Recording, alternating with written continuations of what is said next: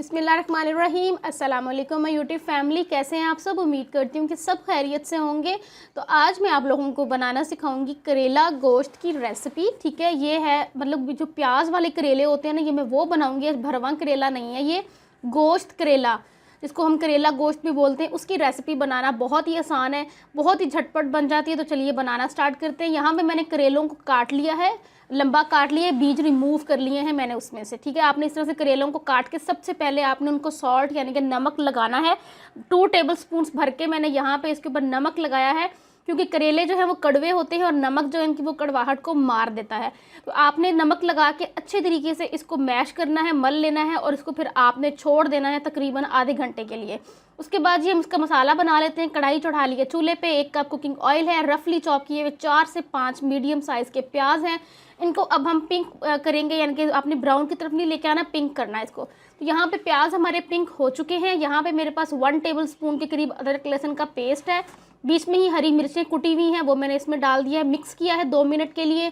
यहाँ पे है मेरे पास गोश्त फ्रोज़न है, चिकन जो है मेरे पास मैंने वो फ्रिज से निकाला है, तो इसलिए मैं इसको ढकूंगी ऊपर से ताकि ये अलग अलग हो जाए। 2 मिनट के लिए मैं इसको दम दूंगी।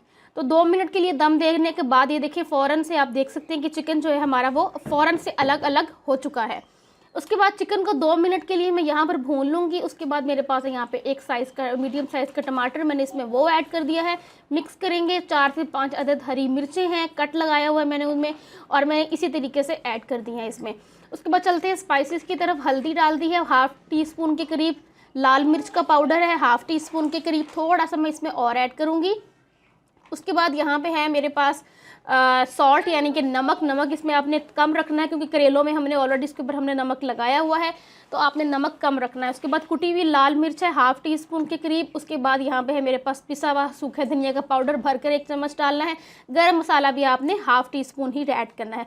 मिक्स करेंगे, सारे मसालों को भूनना है आपने। सारे मसालों को अच्छे तरीके से 2 से 3 मिनट आपने इनकी भुनाई करनी है, इतने अच्छे तरीके से ताकि जो मिर्चें हैं वो कच्ची ना रह जाएँ।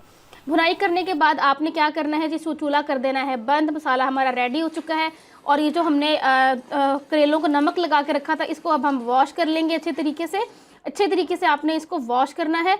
उसके बाद जी मैंने पैन चढ़ा लिया है चूल्हे पे। इसके अंदर मैं डालूंगी 2 कप के करीब कुकिंग ऑयल। कुकिंग ऑयल को आपने अच्छे तरीके से गर्म होने देना है। जब ये गर्म होगा तभी करेलों की जो कड़वाहट है वो अच्छे तरीके से ख़त्म हो जाएगी। तो यहाँ पर पैन में जो ऑयल था वो गर्म हो चुका है, फुली हीट है। ध्यान से आपने इसमें करेले ऐड करने हैं। तो सारे करेले आपने इसमें डाल देने हैं। उसके बाद आपने आंच को कर देना है मीडियम, ताकि ये जले नहीं, अच्छे से पक जाए। तो यहाँ पर देखें आपने अभी ये इनका कलर ग्रीन है, जैसे इनका कलर ब्राउनिश की तरफ आएगा। ये देखिए जी कलर इसका ब्राउनिश की तरफ आ चुका है। अब यहाँ पर इसको सिर्फ 1-1.5 मिनट में और दूँगी, उसके बाद मैं आँच कर दूँगी बंद। तो यहाँ पे देखिए जी कम्प्लीटली फ्राई हो चुके हैं। प्लेट में आपने निकाल लेने हैं, मैंने निकाले थे लेकिन मेरे से वो पार्ट मिस हो गया।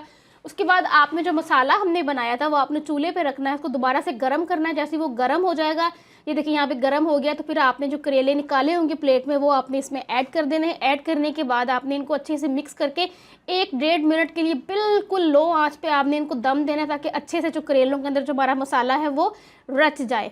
तो देखिए जी यहाँ पे हमारा करेला गोश्त रेसिपी बनके तैयार होगी।